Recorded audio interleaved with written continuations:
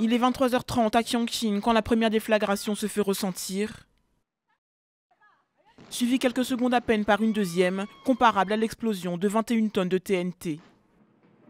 L'onde de choc se propage jusqu'à 3 km à la ronde, offrant un spectacle désolant, des voitures en flammes et des vitres brisées. Les habitants des environs sont aussitôt évacués et 100 camions de pompiers sont dépêchés sur place à la demande du président Xi Jinping. Le service des urgences, lui, est pris d'assaut. Des blessés couverts de sang affluent par centaines jusqu'au matin. J'étais au travail assez loin du site de l'explosion. J'ai entendu les détonations, je me suis couché par terre. J'ai quand même été blessé au visage, mais ça aurait pu être pire.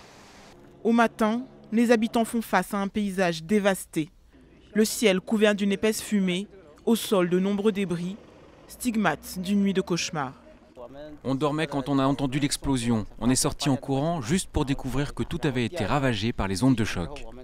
On ne connaît pas encore les circonstances exactes de l'explosion, mais le non-respect des normes de sécurité pourrait être en cause. En juillet déjà, l'explosion d'un site illégal de stockage de feux d'artifice avait fait 15 morts et des dizaines de blessés dans le nord-est du pays.